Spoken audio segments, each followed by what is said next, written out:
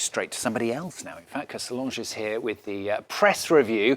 She is starting off today with that meeting yesterday between Emmanuel Macron and Olaf Schultz here in Paris for the 60th anniversary of the Elysee Treaty.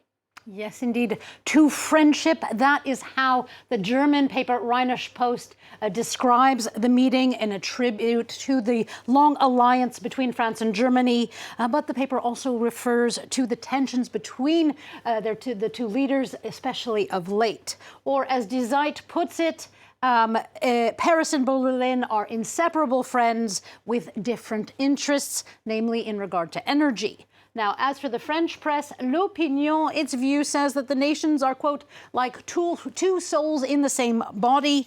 But it adds that, like all old couples, they have to reinvent the spark from time to time. And in following with this theme of couples, you have, for Libération Coco, their illustrator has Macron and Schultz waiting for couples therapy.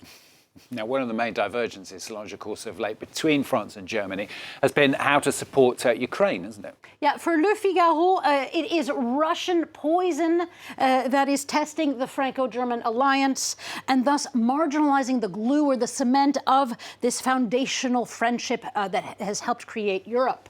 It is not just France, though, that is expressing disgruntlement and frustration with Germany. As the Wall Street Journal notes, Berlin's hesitating on whether to send Leopard tanks to Kyiv has created a rift with many NATO countries. It says the tanks have become, quote, a political symbol of whether Europe is willing to back Ukraine enough for the win. If Germany won't play ball, then Poland will. That's what Politico writes of the Polish prime minister's vow to find ways to get its German-made Leopard tanks to Ukraine if Germany won't provide them themselves. And Germany's foreign minister has actually said that it will not block Poland from doing this. So as we see in Blower's cartoon, this may be a way to figuratively get around the issue by changing the spots of the Leopard tanks, in figuratively changing the spots so as to circumvent a Schultz blockade.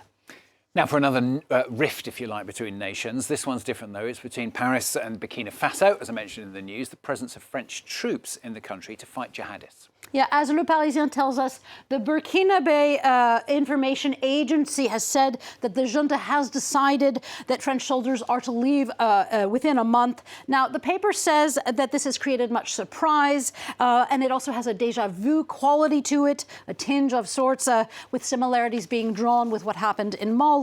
For the Guinean site, the jelly, though, there is no surprise here whatsoever. It says that this is just a logical step in a chaotic relationship. It writes that France has always had its, quote, interests and its interests alone at heart in regard to its former colonies. That's from the jelly. Now, for the Burkinabe paper, Le Pays, it says that this rebuke is a rejection of the, quote, paternalistic, hegemonic and ambivalent politics of Paris towards Ouagadougou. Now to a harrowing story, which is coming out of the UK.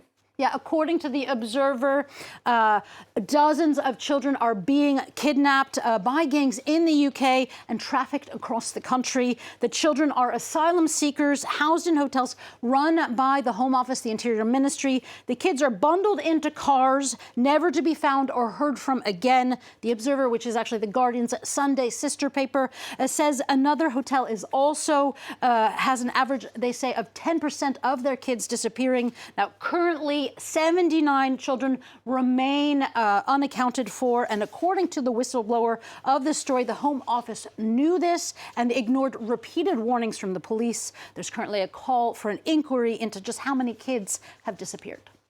US for this next one, thousands of people marching across the country yesterday. Yeah, Sunday would have been the 50th anniversary of the Roe v. Wade decision, the nationwide right to abortion in the U.S. To mark the non-anniversary, since it was reversed by the Supreme Court last June, thousands of women protested across the nation.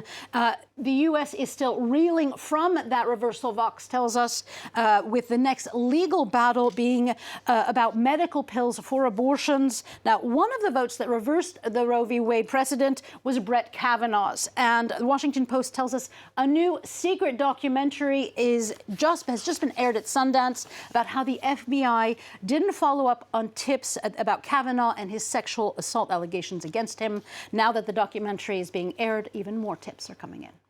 Finally from Solange, something a little lighter, something a little yummier, something a little rounder as well. Yes, very round. Well, depending on how you cut it, I guess.